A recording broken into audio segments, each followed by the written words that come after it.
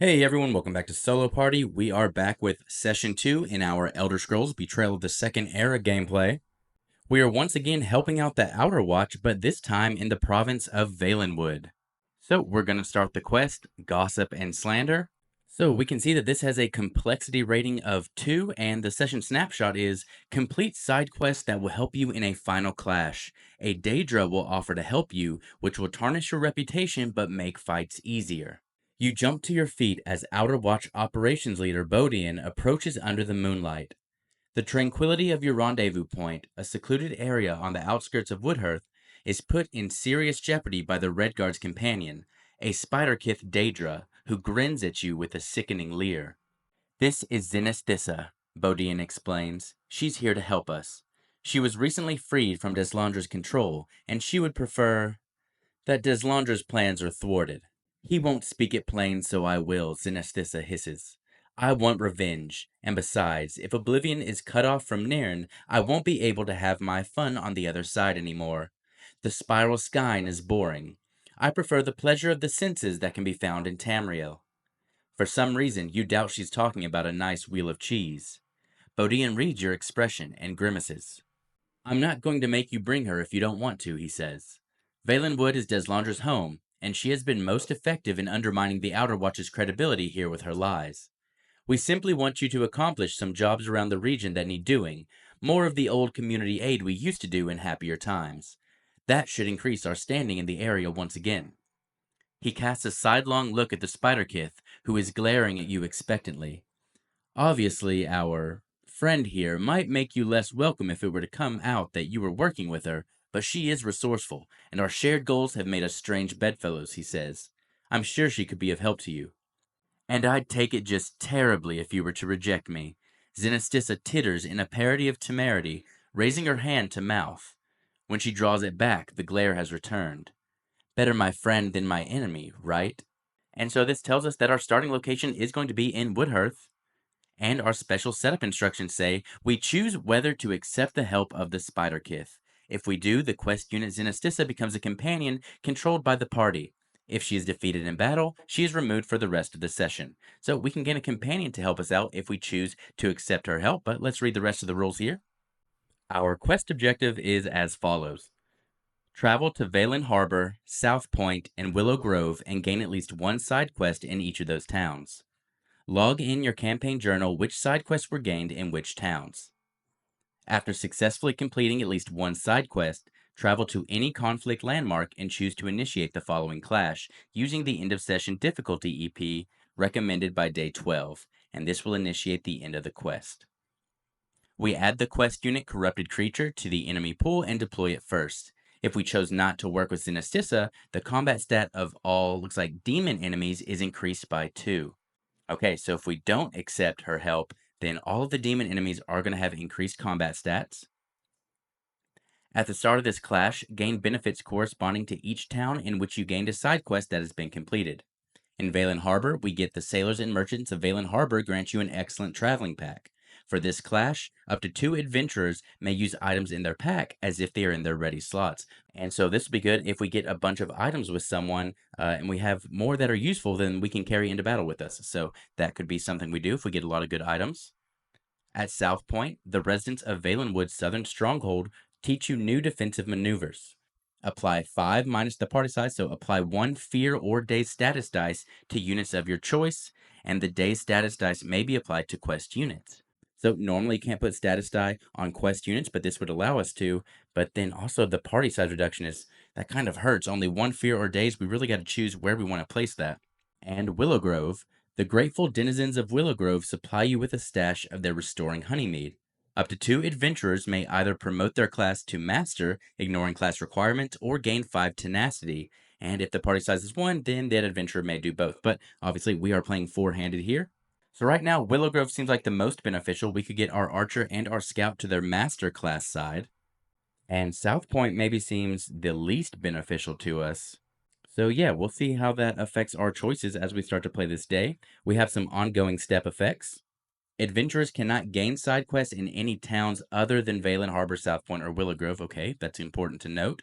During this session, the quest board is a group town action, And if you chose to work with Sinistissa, the level 4 influence track encounter effects replace the level 2 to 3 effects. The following effects replace the level 4 effects. And so we'll see these other effects once we go to the overland mechanics section of Valenwood. But just know this is essentially making things harder. These are harder level 4 effects.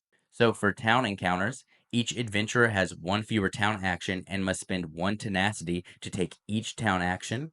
At peaceful encounters, the unstable option must be chosen. At the end of the encounter, each adventurer must discard an item if possible, and if they have a legendary item, they must choose a legendary item to discard. That is pretty brutal. And then we have conflict encounters. When calculating EP, temporarily add party size, so temporarily add 4 to the base difficulty experience value. And now that could kind of go both ways. That could maybe help us or harm us. But the peaceful encounters and the town encounters, those definitely seem brutal. We definitely don't want our influence tracks getting up to level 4. And so that's for if we choose to work with Sinistissa. So we have to choose work with her and make these influence tracks more difficult, or don't work with her and make all of the demon enemies at the end more difficult to beat. And I'm going to be honest, I think just all of the demon combat stats going up by 2 for the last battle, that's only for one clash at the end. Whereas everything else is going to be affecting us throughout this whole adventure. So, yeah, I don't think I'm going to be accepting Xenistis's help. I want these town actions to not be as brutal, so we won't even have to worry about those 3 that we just read. We're going to get the easier versions because I'm going to decline help from Xenistissa. Deslandra has a strong reputation in her home province, and she will go out of her way to make sure that anyone who dares challenge her is met with severe consequences. The 3 influence tracks measure Deslandra's influence in the region and how intensely that influence affects encounters. At the start of the session, we place a tracking token on the 0 of each influence track on the overland map, and when we trigger the Activate Province effect step, we increase the relevant influence track based on the draw. Before we resolve any encounters, we consult the following to determine if the encounter's associated influence track provides a negative effect for the encounter. If an influence track is at 0 or 1, there is no effect. So these effects are only going to occur once we get up to the levels 2 and farther. So it goes up to 4, so 2, 3 has an effect, and then 4. Town effect for 2 and 3 is each adventurer must spend 1 tenacity to make a second town action. So we still get our first town action for free, but if we want to take our second one, that'll cost a tenacity. And at 4 for town effects, each adventurer must spend 1 tenacity for each town action they take. So no free ones. Every town action costs a tenacity at 4. For the peaceful effect 2 and 3, if the encounter has an unstable option, that option must be chosen. And then at effect 4, at the end of the encounter, each adventurer must discard an item if possible. Okay, so we have to do unstable encounters, and we have to discard items at level 4. Then conflict effect 2 and 3, add a level 1 enemy to the enemy pool and deploy it last. Okay, honestly not too bad. And for effect 4, we add party size, so 4 to the calculated EP. So honestly, yeah, the conflict one doesn't seem so bad. I don't like the cost of the other ones, but they're also not too terrible. Those other ones, if we had kept Sinistissa as our companion, would have been a lot more brutal at 4, and even those higher effects at 2 and 3 would have been rough. So I think we took the right option with not accepting her help. Additionally, Valenwood introduces a new and unique minor keyword, resistance.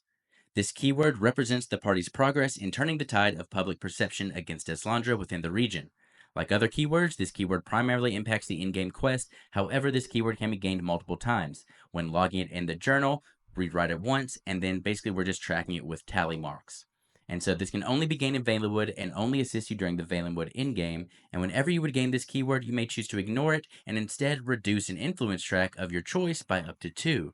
Okay, so we can choose to not gain a resistance to lower an influence track. That's going to be nice. And at the start of session 2, which this is, if we were not in Valenwood for session 1, which we weren't, we're going to gain keyword resistance twice. Okay, so we start with 2 instances of resistance. And our influence tracks start at 0, so we don't need to use those to lower it at all, and we can't retroactively remove a resistance to then lower an influence track. It's only when we gain it, but we do start with 2 instances of that. And then we can see each of the different icons here represent a different influence track. And then for no icons, we get to reduce an influence track of our choice by 1. Okay, that's nice. We then have our native skill, which is Iron Bark, When this unit is dealt damage by non-adjacent units, its defense is increased by 1 for that engage. Okay, so that's actually not too bad considering our archer has those snipe die that also bypass defense, so not the worst thing we could see. And so for the delve features, Valenwood comes with 8 forest blight cards, and during the setup, we shuffle them and place them face down in their own deck. Different effects in Valenwood, primarily in delves, may instruct you to draw one or more of these, and when you do, the card must be placed into a ready slot in your inventory. If no slots are available, you must either discard another item or move another item to your pack in order to make room. And if your ready slots are already all occupied with forest blight cards, you may choose to either discard the new card or to discard one that you have already drawn. And while a forest blight card is in your ready slot, it provides a permanent penalty to either your adventurer or to the party as a whole. And this effect remains in play until the party leaves Valenwood or until a specific effect instructs you to discard a forest blight card. All adventurers discard their remaining forest blight cards if the party accepts a quest in a different province. And with that, that is going to be the special mechanics for Valenwood out of the way and for our quest and what we have to do. And now we can start off our quest in Woodhearth. Woodhearth is a major economic hub for Valenwood, despite the frequent presence of pirates and smugglers on its shores. In an attempt to keep order, the Aldmeri Dominion has deployed the Thalmor, a group of high elf soldiers to police the area. We have the town ability Thalmor Outpost. After each time an adventurer takes an in-town action, they may gain 2 tenacity. Alright, so let's go ahead and set up this shop, and the trainers, it looks like pretty much everything is available here except there's no town square action, and we cannot gain quests here because it's not the Velyn Harbor, South Point, or Willow Grove. And because it is day 1, we do have to take our first encounter here. Alright, we're going to start with the Khajiit for our town actions because I know exactly what I want to do. Thanks to Thalmor Outpost, if we take town actions at the end, we can gain 2 tenacity. And I think I actually want to do that twice with the Khajiit, because even though we don't need any of the actual rest benefits from it, if the Khajiit gets up to 4 tenacity, that gives us a couple of additional benefits. First, our Scout's Skilled Tracker ability will be active, and it's enduring, so we just have to be over 3, and our base overland movement will increase by 2, which is going to be really helpful making sure we can get to each of these towns and find the right places we need to go for the side quests. And in addition to that, our Calcinium Mace will then be able to give us 2 enemy combat dice for each engagement with a one-handed weapon. So the Khajiit is going to go to the Improbable Cutlet twice with both of its town actions and go up to 4 tenacity. Next, we're going to go with our Nord. I think I've got a good plan for the Nord as well. We're going to start by going to the Tree Ring Trading Circle and taking this Iron Greatsword. So this is just going to boost our once per battle Reveler ability. And even though we have some abilities that'll help us out with that over fatigue gain, I still really like our Void Steel Axe, just negating 1 defense for us, so we're just going to put this in the pack for now. And now, for the Nord's second action, we're actually going to do our Guild Kiosk action, and we are going to discard this Mammoth Rib Nordstriders as clothing gear in order to give ourselves 3 tenacity, which will put our Dragon's Blood online, and we know how important that was for us last session. Now for our Breton, we like to have tenacity so we can summon our companions, so we are going to go to the shop as well and get this Akaviri pork fried rice. We can discard this to gain tenacity equal to our highest level available skill die, and currently that's 3, so discarding this for 3 tenacity is wonderful. And lastly, we're going to go ahead and go to the inn as well so we can start with 2 tenacity, so we'll be able to get our companion out right away. And now last with our Wood Elf, we're just going to go take the last 2 items at the shop. A very archer-friendly item here. Not that I'm sure we're going to get a lot of use out of it, because it's just X tenacity as an interrupt. When selecting a target, we can increase our range by the amount of tenacity we spend, but we already have pretty good range, and I just don't see us using it that often, but it is also a clothing if we ever wanted to get tenacity at a guild kiosk action, and maybe there will be that one-off fight where this will come in handy, so we will take it. And we'll also take the Enchanted Scamphead Camp Alarm. So this is, if you recover a combat skill die during your adventurer's rest step, you may recover an additional combat skill die for free, or you may discard this item in battle to recover all of your combat skill dice. And right now we only have 2 with the Wood Elf, but we could definitely see ourselves getting some more. And that's everything for the town encounter. We have nothing to do during the adventurer's rest step. We could assign some of this experience we have left over still, but I think I'm going to hold off and wait for us to get a little more from our first real encounter. So let's go to day 2. All right, so our base overland movement is 5 thanks to our scout's skill tracker ability. So we're going to move 5 into the center of everything here. 1, 2, 3, 4, 5 to this peaceful encounter at the Fallonesty Spring site. And this is kind of a good central location where we can reach out to almost all of the other cities in just 5 moves. And our first encounter is the Money Tree. You're taking in the lovely arboreal scenery when you spot a metallic glint in a tree up ahead. Looking closer, you see that someone has left a pack of assorted treasures wedged between two branches. You've heard tale of bandits on this stretch of path, and you intuit this pack may be a trap designed to lure onlookers close for an easy robbery. But it's so tempting. Maybe you can knock it loose with a well-aimed rock before anyone's the wiser. Okay, just one outcome here. It's a non-combat option, just a stone's throw away. So this will net us 1 experience. We're going to place 6 cash chips in Hex A and deploy level 5 enemies with HP to Hex B and Hex C. You have 4 total attempts to flick an adventurer's character chip from Hex D across the mat in an attempt to hit the stack of cash chips. After an adventurer's attempt, for each cash touching the entrance tile, they remove the cash and draw 1 common loot. If an adventurer has the Legerdemain skill line, they may draw a legendary item instead. Any enemy chips knocked over are placed on this card, and a new enemy is deployed to its hex. It's persistent, so at the start of the next clash, add all enemies on this card to the enemy pool and deploy them last in the order of your choice. All right. So let's get this set up on the mat here.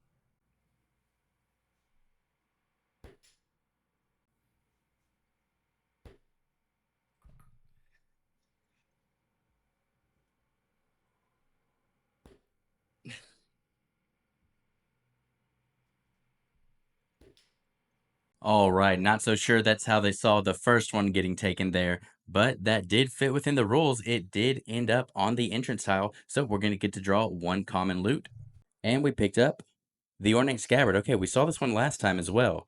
So for 1 tenacity, we can perform an additional engage without gaining light fatigue, and the engage must be in one-handed. And now I think this is actually really good for our Khajiit now, especially with the Calcinium Mace and us having 4 tenacity. Doing another engage without spending light fatigue to get another bonus 2 enemy combat die, I think is pretty strong. So I think we will equip this to the Khajiit. During the reward phase, everybody went up to 3 experience, and our Khajiit went ahead and spent 2 of that to gain another stamina. For our Breton, we spent all 3 to gain another Magicka, and then a spell warding from our light armor skill line. Spell warding is an active ability, and once per turn, when engaged by an enemy, you may reduce this die by any number to prevent 1 damage. You may then recover a single Magicka type skill die equal in level to the value by which you reduce this die. So it only prevents 1 damage. It can't prevent more than 1, but it lets you get back your Magicka skill die, which we have plenty of. With the Nord, I'm going to go ahead and save those 3 experience because I want to get the cooldown stat to 4. And same with the Wood Elf, especially since we can already roll 4 die with our stamina stat. Now our total party experience is 13, and we're going to activate the province. And now this is the first time I've seen we've got 2 symbols here, so we've got to increase both of these tracks by 1. But we don't have any negative consequences for that yet. And we can now go to day 3. Our first destination is going to be Velyn Harbor. Velyn Harbor is a friendly port of call for merchants wishing to ply their wares in Valenwood. Business waits for no one, and things have quickly gotten back to normal after an invasion from a tribe of hostile wood orcs. So we have the town ability Harbor Customs Hall. After each time an adventurer takes a shop town action, they may discard an item from their inventory to take a free in-town action. But we're probably not going to do that. We don't have a reason to. We are all at full health. We did a peaceful encounter with no combat, so we're good to go there. The town square has a group ability called Set Sail. At the end of the day, place the party token in South Point or Greenheart, and you must spend your next day in that town. Okay, so that could be useful. We know that we are getting a quest from Velyn Harbor. This is one of the only places we can get our side quests from. And that is going to be a group action. So if we want to set sail, all we're going to be able to do is do quest board and set sail as both of our group actions. So that's going to be determined based on what we see at the shop and the trainers. So let's get that set up. All right, I think we got a lot of good choices here from our trainers and from the shop. So I think we are just going to use the quest board for one of our group actions, but let's go ahead and do all of our individual actions first. With the Khajiit, I think we're going to go ahead and train in the Restoring Light skill line. Having another support healer, I think, is going to be helpful going into these harder scenarios with these higher enemy pools.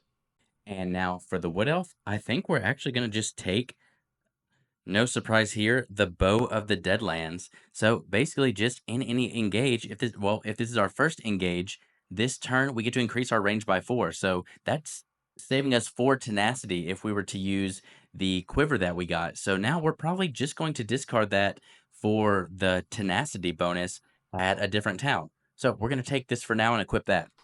I think our Breton is going to go to the shop and just grab this Glyph of Weakening. So we can enchant a level 5 or level 10 enemy in play, and the enchanted enemy's combat and defense stats are both reduced by 1. So we don't need that right away, but we'll probably save that for the final battle, or if we get into a delve or something, then we can put that into a ready slot. But I think it'll be good to have as backup. And now for our Nord, I think we are going to train in heavy armor. Now everybody's done their individual town action. We'll all use our last town action for a group ability to check out a side quest. All right. We have Seems Like Appropriate Business and Province Poacher to choose from. If you want to pause the video to look at both of these, you can, but we are going to choose Province Poacher. It seems a lot more challenging, but also a lot more rewarding, and I do like getting rewards. And now for our Activate Province step, we have, okay, another 2 for here. So we're going to be at level 2 on both the town and peaceful encounters. So both of those effects are now going to be active. And now we're on to day 4. Okay, so I think I either want to go to this unstable location or this conflict location here. So with our 5 movement, we're going to go to the City of Ash. And we'll draw a conflict encounter. We have Heeding the Call. You are approached by a zealous young wood elf who identifies himself as Arvin.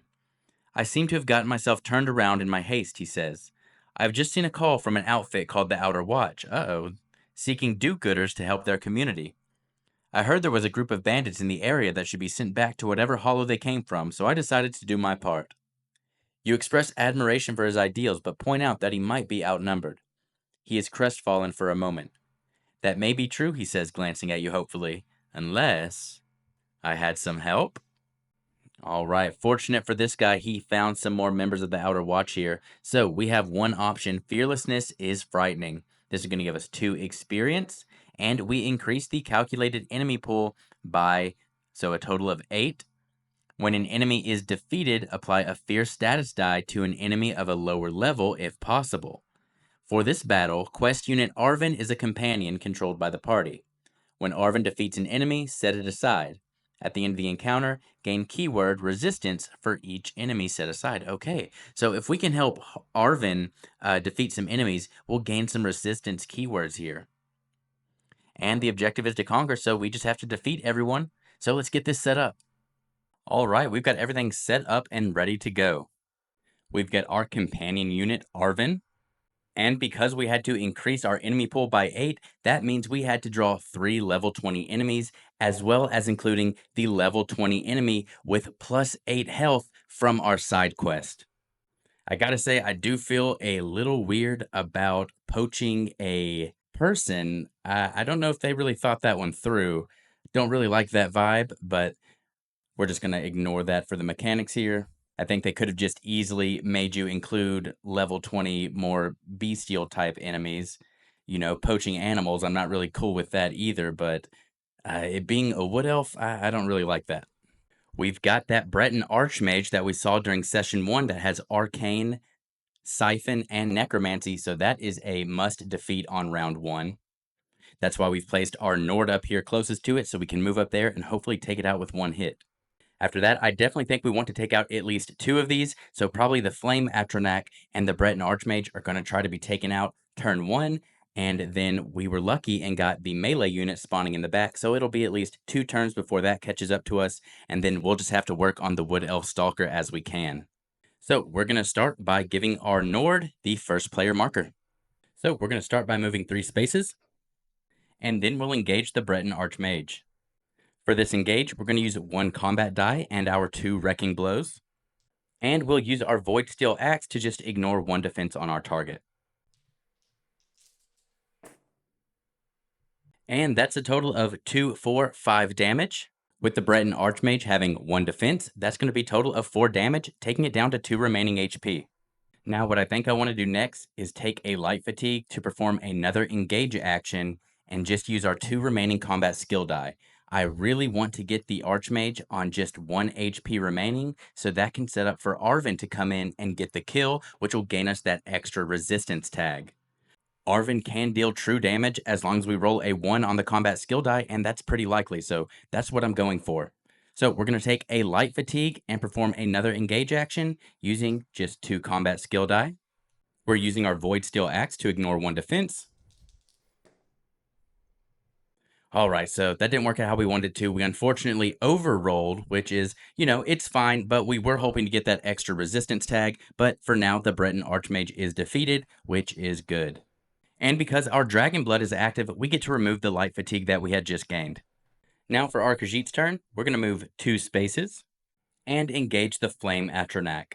We've got a huge defensive stat to get through here, so we're going to use our Calcinium Mace to give us the extra 2 enemy combat die for having 4 tenacity, and we're using our 3 shield discipline as well as our shield charge. And yes, that is enough to do it. So that's going to be a total of 1, 2, 3, 4 damage.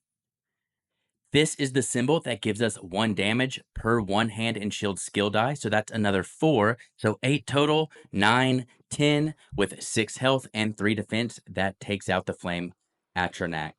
Or is it Atronach? I kind of like how Atronach sounds. I'm going to start saying that. Now our 3 shield discipline will go into our active slot and our shield charge will go into our cooldown.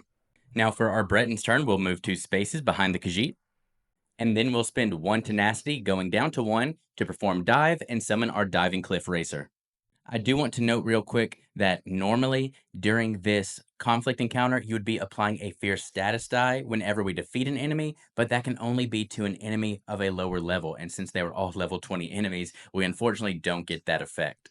Then we'll perform an engage action with our Breton using all of our Daedric summoning die. And wow, normally that would be a pretty bad roll, but we got lucky with our Power Stone being on the 2 side, so we can actually make 2 of those into exactly what we want them to be. And we've got several summons out, so I think we'll just resolve our summon die for its tenacity, putting us back up to 2. And then we will use the Power Stone to make our Expert Summoner go to 3. And let's choose, we don't have any ethereal enemies, so let's choose the one that lets us just roll skill die and then recover them.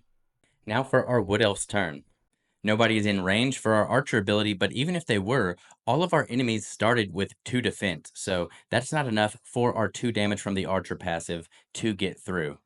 We will start with the Wood Elf by making an engage against the Wood Elf Stalker. We have the Bow of the Deadlands, which increases our range by 4, so we have a range of 8. We could even hit the Haj Moda in the back if we wanted to, but I think we're going to start with the Wood Elf Stalker since we know the Haj Moda isn't going to be able to attack on its next turn anyways. It's too far away from its targets. And because the Wood Elf Stalker has native, it does have Iron Bark, so we are attacking non-adjacent, so it's going to gain +1 defense. So it really has 3 defense right now, but as long as we hit with all 3 of our snipe die, we can reduce that defense to 0. We're also going to go ahead and throw in the Acid Spray because we are using the Bow of the Deadlands, so at least the Haj Moda will be in range to potentially get a Bane status die. Alright, and that's pretty good. We'll resolve all of our snipe die for 3 damage, reducing the defense by 3, so the Wood Elf does take that 3 damage in full. And now we have the opportunity to give both the Wood Elf Stalker and the Haj Moda a Bane status die. So let's go ahead and roll 2d6. We're looking for 7s or higher. So we will start with the Wood Elf Stalker. And there we go. There's a Bane for the Wood Elf. And now the Haj Moda. Okay, 1 shy. So the Haj Moda won't get it, but the Wood Elf Stalker will get a Bane status die from that. Now that's it for our adventurers, so we'll send it over to our companions. I'm going to start with our Diving Cliff Racer, and we're going to move it 2, just so it's not able to be targeted by the Haj Moda this turn. Right there south of the Wood Elf Stalker, and we're going to attack for 2 plus 3 because of our Expert Summoner, so a total of 5 enemy combat die, and then our Expert Summoner will tick down to 2. Now, because the Wood Elf Stalker does have dodge, we really want to roll. Now, the Wood Elf Stalker does have dodge, so we're really hoping to not roll any misses because it already does have the 2 defense. So let's see what we can do. Okay, perfect. So that's going to be 2, 3, 4, 5, 6 total damage. 2 defense means it takes another 4 HP loss. Now Arvin gets to move 2 and has a range of 3, so we'll be just in range to hit the Wood Elf Stalker with Arvin. And remember, because we have True Strike, as long as we roll a 1, we'll be able to hit for 1 true damage. But if we roll a miss, then obviously that just misses, and a 2 won't be able to pierce through the 2 defense. And you can correct me if I'm wrong in the comments, but I think since Arvin is controlled by the party and not by the warden specifically, it's not going to get the expert summoner bonus. And I think this makes sense because, Arvin is a companion. It's not a summoned companion. It's a quest companion. So expert summoner makes me think, that doesn't apply to Arvin. And I'm pretty sure that's correct. And there we go. We rolled a 1, so 1 more damage to the Wood Elf Stalker. And we finally chewed through that 8 extra HP, and the Wood Elf Stalker is down to its starting 6. And now the enemies are going to have their turn. We'll start with the Hajmoda. The Nord and the Khajiit are equidistant, and it wants to go for the strongest target. They both have 5 HP, so we get to make a choice, and I'm going to have it move towards the Nord. Now the Wood Elf Stalker will activate, and with the Bane status die, it will take 1 damage. The Wood Elf Stalker is looking to target our 2 weakest units, and that's going to be our 2 companions, the Diving Cliff Racer and Arvin. We will start by targeting the Diving Cliff Racer. And wow, okay, that is 3 damage, and that will immediately just take out our Diving Cliff Racer.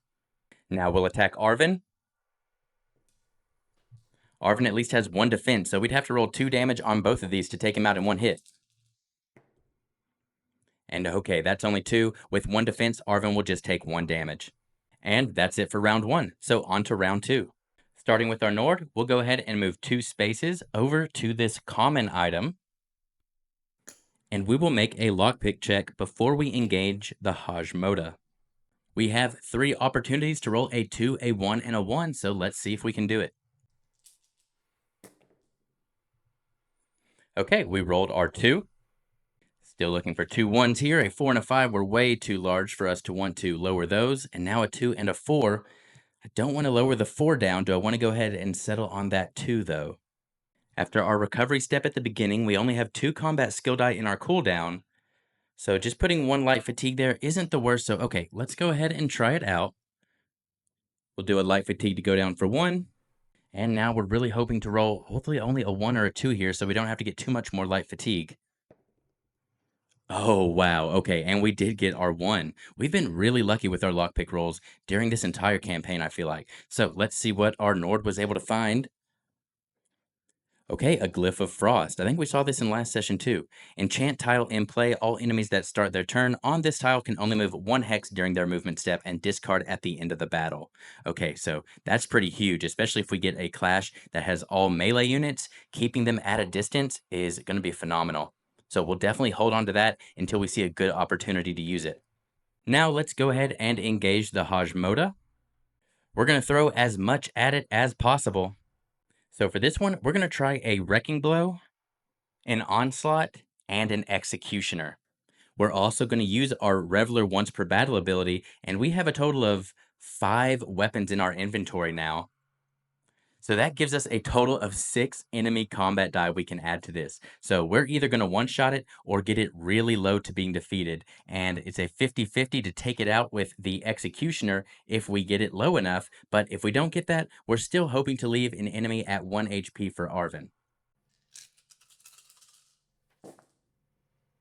Okay, I forgot to mention it, but we're using our Void Steel Axe, of course, so it is at 2 defense, and we have a total of 1, 2, 3, 4, 5, 6, 7, 8, 12 total damage.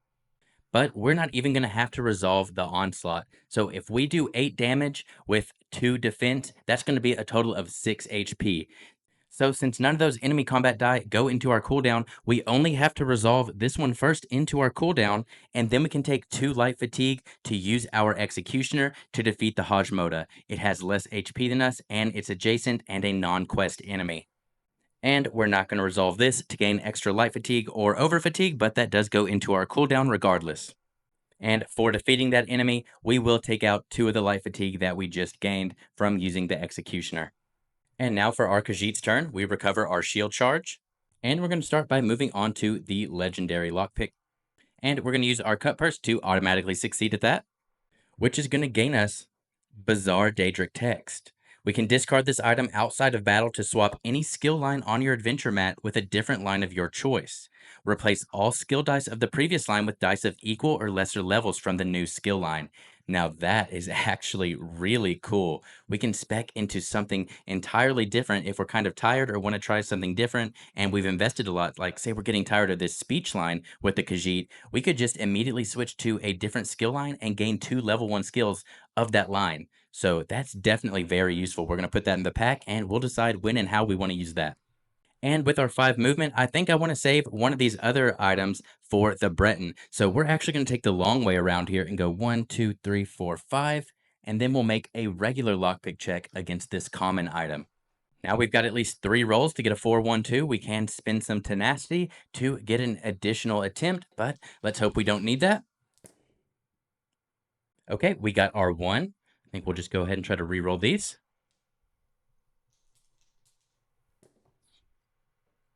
Okay, let's go ahead and make this a 2 for 1 light fatigue. And 4's right in the middle, so we won't have to spend more than 2 or 3 to get this. We just don't want to roll a 1, really. And of course we do. So I think instead of gaining 3 light fatigue, we will use our Treasure Hunter Interrupt. So that's going to lower us to it's going to lower us to 3 tenacity, and it'll give us an additional attempt. So we just really don't want to see another 1 here. Okay, a 5. So we will take 1 more light fatigue to make that a 4. And for all of that, we receive... Okay, another glyph, a glyph of hardening. We can enchant an armor, and when the armor would be discarded as a result of using its overtax effect, we discard this instead. Okay, so now we're really on the search for a good piece of armor that we want to use with this.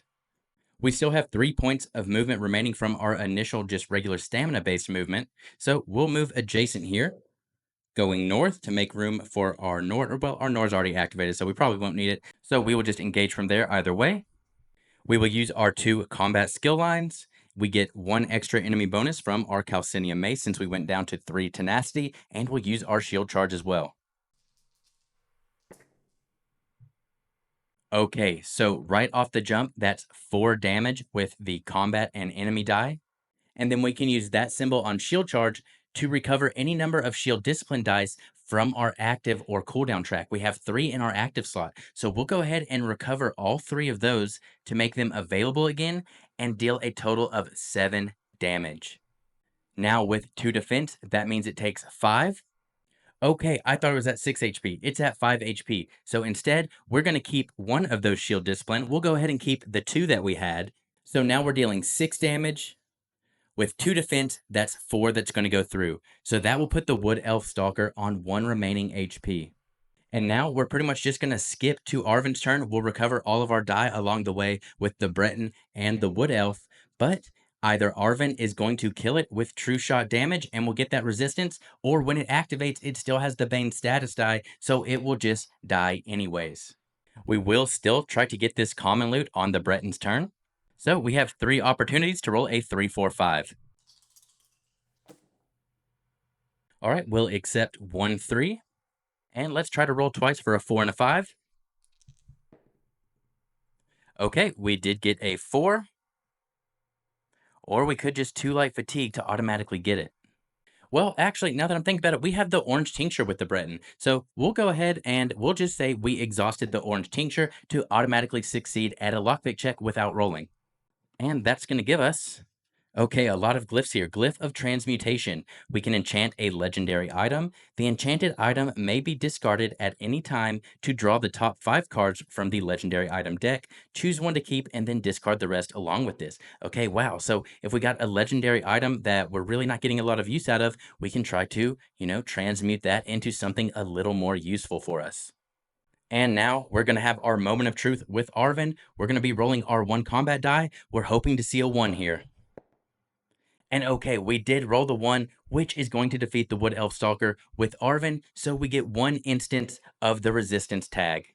And now we have to choose if we want to keep that and add that to our total, giving us 3 resistance, or if we want to use that to decrease one of our influence tracks.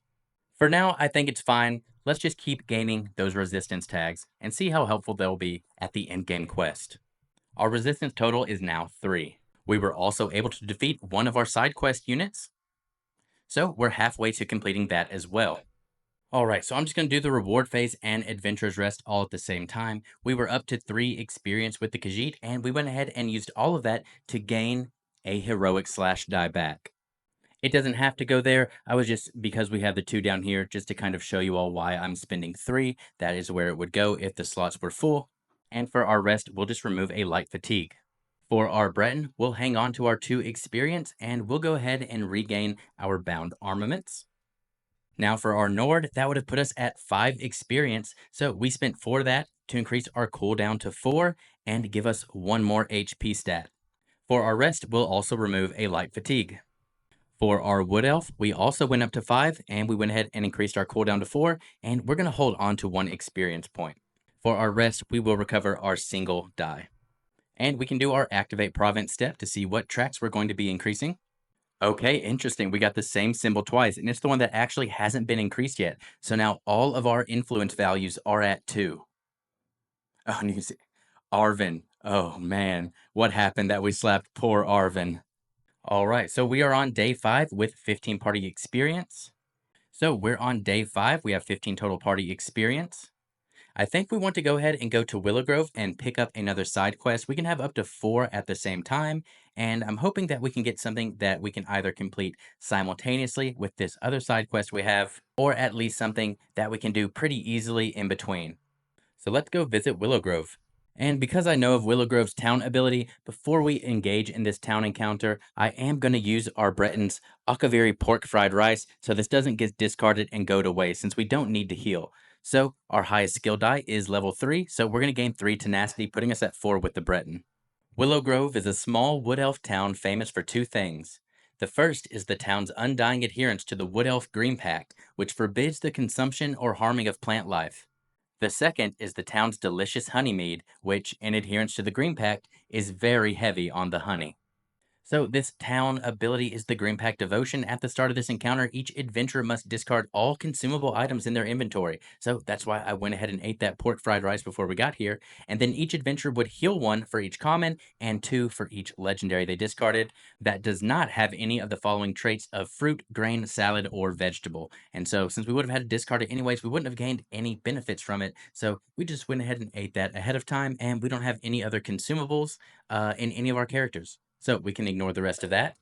And the town square does have a special sample the honey mead option, so we can gain 2 bonus HP as an individual action. And that does seem like something pretty good if we don't draw a lot of what we like in the shops or trainers. So let's go ahead and get the shop and trainers ready. All right, so we do have a couple of decent options in the shop here. Not too interested in what the trainers have to offer. We don't have any potions that we need to expend, so no reason to go to the alchemy station. So this time, let's go ahead and start with the quest board. So as a group action, each of us spend 1, and we'll look at 2 side quests. All right, you can pause the video here if you want to read both of these, but we are going to be taking the power of teamwork, mainly because you can see about 3/4 of the way down. If we succeed this, we are in Valenwood, so we also gain more resistance keywords for completing this one. So it's right up our alley. The power of teamwork, this kind of, even the flavor text tells us it's very in line with doing good and helping out the local citizens. So we're doing the power of teamwork. A somber wood elf informs you that she is looking for new members to join a local group of guardians dedicated to defending the innocent. All members must show me they believe in the power of teamwork, she says. The trees live in harmony, and so must we. All right, our party size is not 1, so we can skip that. During your next clash, a party member who defeats an enemy cannot defeat another enemy until a different party member has defeated an enemy, and enemies that would be defeated by the same party member instead remain at 1 HP. If this encounter is failed, we discard this quest. But if this encounter is successful, we complete this quest and each adventurer gains 3 tenacity. We also gain the keyword Speak for the Trees, and if you are currently in Valenwood, we also gain a resistance. And then after completing this, we can set it aside and we can discard it while in town to give each adventurer a free in-town action if the town has an inn. And now we can go to our individual actions here. With the Nord, we are going to go ahead and grab this Steel Maul, just increasing our Reveler ability. It is super powerful. It's rolling now. This is 1, 2, 3, 4, 5, 6. It's rolling 7 enemy combat die when we use it. And that does put our Nord at 8, so our inventory is full with the Nord. And we haven't really been getting a lot of use out of our Beach Lightning Staff with the Breton, so we're going to take this Oak Lightning Staff instead with them now. And so after rolling this engage, you may re-roll any one skill die, and you may choose whether to overtax this after rolling. And the overtax is just to set any two skill dice to the size of your choice. So kind of like an extra power stone. And with our Breton's Opportunist ability, we can actually just overtax this without discarding it once per battle. And there's not really anything else I want at the shop. So for our Wood Elf and Khajiit, we're going to go sample the Honeymead, and each of them are going to gain 2 bonus HP. And now that's going to be the end of our day, so we will go ahead and recover 1 die with each adventurer and activate the province step. Okay, and this time we have the Peaceful and Conflict Encounter track, putting them both up to 3. And now we can go to day 6. Now we're going to be able to complete these 2 quests simultaneously, so I think we want to go to another conflict encounter, and there is one to the south, closer to South Point, so we are going to head there. And we will draw a conflict encounter at the Ossuary of Telekar. And we have Parting the Veiled. Psst. You're waved over by a young wood elf crouching behind a bush. He introduces himself as Arvin and explains that an encampment of the Veiled Heritants is located nearby. These rebels seek to disrupt the Aldmeri Dominion over petty leadership concerns, putting us all at risk, he hisses. You look like the honorable sort. Can you help me send them packing? This elf seems sincere, and you wouldn't mind the opportunity to pick through some Veiled Heritants' belongings, but you know the group has a fair number of supporters among Valenwood residents. Announcing yourself as an Aldmeri loyalist could be more trouble than it's worth. Okay, and we do have 2 options here. We can either rush in with Indignation. This will be worth 2 experience at the end, and for this battle, Quest Unit Arvin is a companion controlled by the party. Increase influence tracks by a collective total of the party size, so 4. So that's pretty scary. I mean, that puts everything up to the 4 total tracks, so I don't know if I like that. Then we also have Caution and Stealth will leave no trace. This also gives us 2 experience, and each adventurer skips their recovery step during round 1. If this encounter is successful, reduce the influence track of your choice by up to 2 and skip today's Activate Province step. Okay, we are definitely going with that option. So let's get this all set up. Since we do have the level 3 influence, we are going to add 1 enemy pool total and deploy it at the end. And now I'm just noticing I forgot to take those tenacity losses from doing those second town actions because we are at the level 2-3 track in our town influence. So I went ahead and took back our Khajiit and Wood Elves because our Wood Elf doesn't have any tenacity to spend, and I want to keep us at 3 with the Khajiit because that's what's giving us the extra movement on the overland map. But I will keep what I did with the Nord and the Breton, so both of them have lost 1 tenacity, going down to 2 for the Nord, and going down to 3 for the Breton. Alright, we're all set up and ready for this battle. We had an enemy pool of 60, so we had 3 level 20 enemies to summon. We had our last level 20 enemy on our side quest, and then a level 1 enemy that got added due to the overland mechanics. We're going to start this one off with our Nord. Since we have to skip our recovery step during round 1, we only have these 3 die available to us, so we will be using these and engaging the Hollow Guardian. And for this activation, we will use our Void Steel Axe to ignore its 1 defense. And yeah, I think I'm also going to decide we'll go ahead and use our once per battle Reveler to roll 7 enemy combat die with this as well. It's got the most health, so I think we want to go ahead and just use that right away. It does have Divert, so we're not actually going to be able to defeat it until we get it down to 1 health. So we want a really big attack here to get there fast. And because we only had 6 enemy combat die, I will go ahead and roll another one of those blanks as our 7th. So we'll start by resolving our Wrecking Blow, then our Onslaught, which is another 4, so that's 6 right there. Then our Tenacity, which will put us up to 3, so our Dragon Blood is back online. And then another 4 from the enemy combat die, so that is a total of 10 with no defense. That'll take the Hollow Guardian down to 5 remaining HP. Now for our Khajiit's turn, we also skip the recovery step, and we're going to roll 2 of our Shield Discipline, our Heroic Slash, and our Authority die as we engage the Hollow Guardian. Now for our Authority die, we'll go ahead and resolve this one first. We got the max value of 5, and since our Wood Elf is at 0 tenacity, we will go ahead and apply that to the Wood Elf. Next, we'll resolve both of our shield discipline die, putting them into our active slot and dealing 2 damage. Then we will resolve our heroic slash, and we got the side that lets us exhaust any number of shield discipline die from our active slot and deal 3 damage to our target for each die exhausted this way. So we will choose to exhaust one of those to add another 3 damage to our total, being 5 now. And with 1 defense, that means the Hollow Guardian takes 4 damage, leaving it with 1 remaining HP, which means at the start of the Wood Elf's turn, its passive archer ability will be able to finish it off. Now for our Breton's turn, we have 4 Magicka for our stat now, but I'm going to choose to only roll 3 die here, getting our Restoring Light, Bound Armaments, and Force Shock abilities out. And we're going to target the Red Guard Bandit for the one that matters for the target, which will be our Force Shock. We're going to choose to use our Oak Lightning Staff, so after rolling, we get to reroll any 1 skill die, and then we can choose if we want to overtax or not.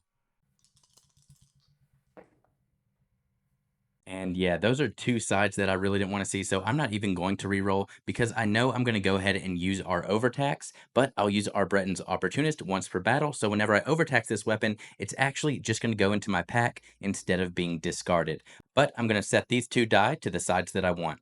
So we're going to deal 4 damage to the Red Guard Bandit. It has 1 defense, so 3 damage goes through, putting it at 2 HP. And I'll then choose the Nord to take the 1 damage. Next, I'm going to use our Purge, putting it in our active slot, but I'm also going to go ahead and use that to heal the Nord for 1, and then get to remove that Bane status die that it got from the Onslaught. And then finally, our Bound Armaments will go into our active slot. And now, at the end of the Breton's turn, I'm actually going to go ahead and use that Bound Armaments die in our active slot as well, and I'm going to choose the Wood Elf to go ahead and use 2 of its Snipe die to roll against the Red Guard Bandit to see if we can take it out. And there we go, 2 damage, ignoring 2 defense, will take out the Red Guard Bandit. And now we take it to the Wood Elf's turn, who uses the Archer ability to finish off the Hollow Guardian. But wait, I just realized we just finished off that Red Guard Bandit with the Wood Elf, so because of the power of teamwork, we don't want to finish off the Hollow Guardian with that attack, because we will then fail that quest, and we do not want to do that. So we're actually going to direct that over to the Bull Mammoth, because it is in range, and it will end up just taking 1 damage. Then our Wood Elf is going to go ahead and engage this Harpy, and we'll roll 3 of our Snipe die and 1 combat die. Because it has Iron Bark for its native skill, it actually has 4 defense, so we're not going to be able to get through all of its defense no matter what. So that turns out to be a total of 4 damage, ignoring 3 defense, so 4 to 1 defense means 3 damage goes through, and it puts the Harpy at 3 HP remaining. So because we miscalculated that play to take out the Hollow Guardian, I think we've got to do something big and maybe a little desperate in order to take a little bit of the heat off of us. So I think with our Archer, we're going to go ahead and spend all 5 of our tenacity to use our Venom Arrows. That's going to let us roll 3 status dice and apply them to targetable enemies. So let's see what we can roll. Hopefully it's not all stealth. Alright, so let's see how we can best divvy up 2 blinds and a maim. Alright, so not really the best spread of dice for us, but we're going to try to make it work.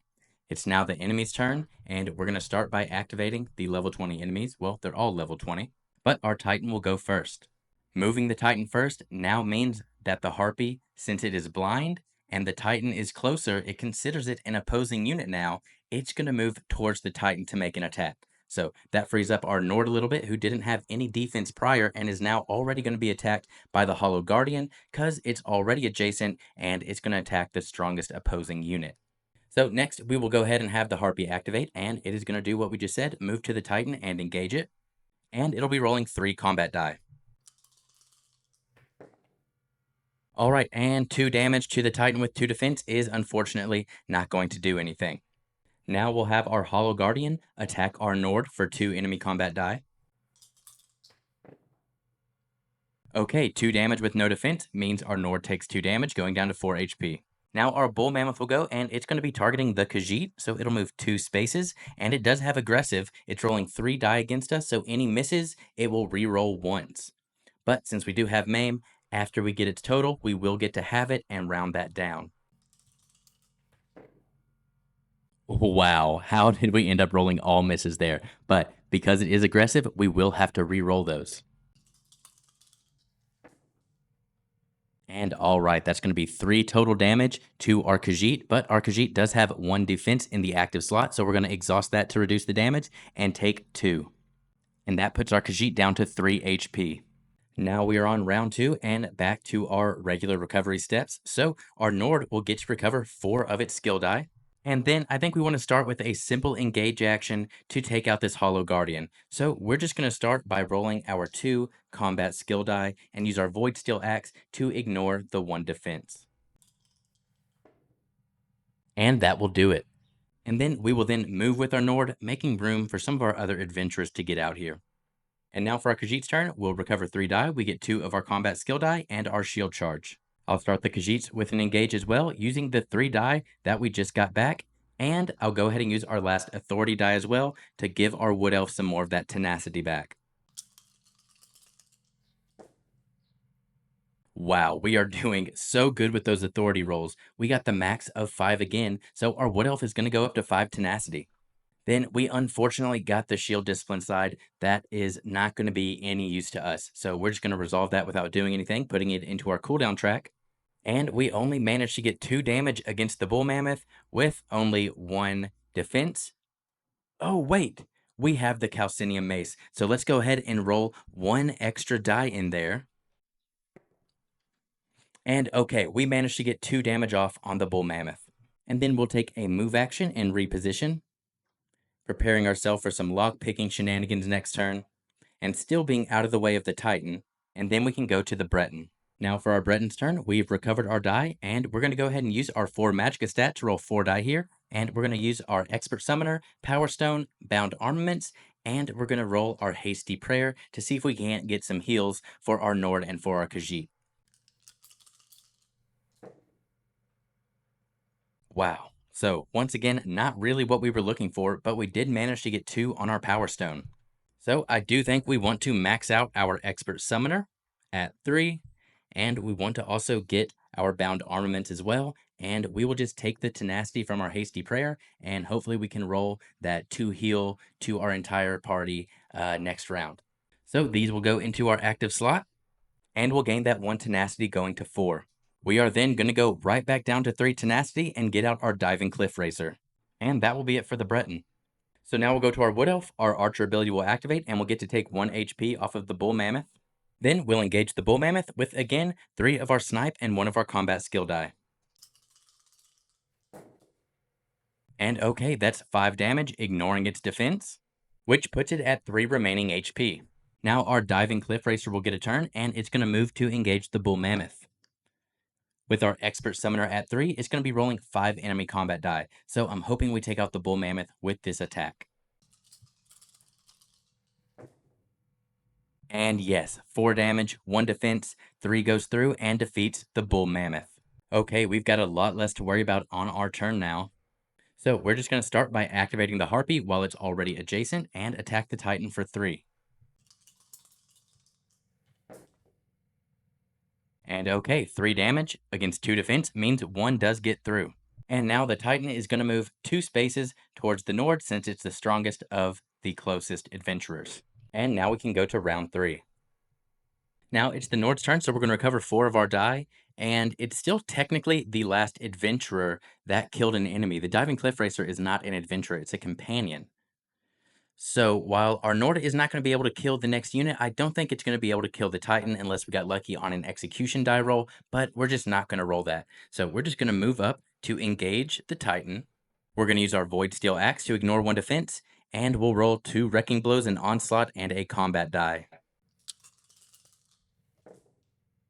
All right, that's a pretty solid hit. And the way I think we're going to resolve this is without gaining a Bane die. So we'll do both of our Wrecking Blows. So we're going to get 2 light fatigue in between each of those, or before each of those, I guess. And that gives us a total of 6, and then 7 from our combat die. And we're not going to resolve the onslaught because we don't want the Bane, and that would actually get us enough to kill the Titan, which we can't do. So 7 against 1 defense means it takes 6 damage, going down to 3 HP. Now for our Khajiit, we're going to go ahead and move to do our Cut Purse ability on the legendary item here, which gains us a Dural Rescue Dog, Snowbounder, When damage would defeat a party member, add 1 HP chip to this pet to prevent all the damage dealt, including true damage. And once there are 2 HP chips on this, discard it. Okay, that's really useful. I do think we are just going to slot that into the pack for now. I'll probably trade this to someone else like our Nord, who doesn't have a lot of damage mitigation options right now. But that does make our Khajiit's pack full, so we cannot pick up anything else without using something or discarding. With that in mind, I'm not going to use this extra movement to get us to any more of these common items, and we are just going to move back over here to engage the Titan and hopefully get a kill. All we have are 2 shield disciplines and a heroic slash, so let's see if we can make it happen. Well, we're going to use our Calcinium Mace, so we also do get 1 enemy combat die, so that makes it a little more obtainable. Oh, okay. So that really hurts. We managed to get 4 damage there. If only we hadn't rolled that 1 tenacity. But 4 damage against 2 defense means we only deal 2 damage and the Titan is down to 1. We do, however, get 3 defense into our active slot. And now with our Breton, I'm going to choose to take an engage action against the Titan, which is going to be relevant for the Force Shock die we're using. We're also rolling our Hasty Prayer to try to get that heal again, and our Power Stone to change things into what we want them to be, just in case.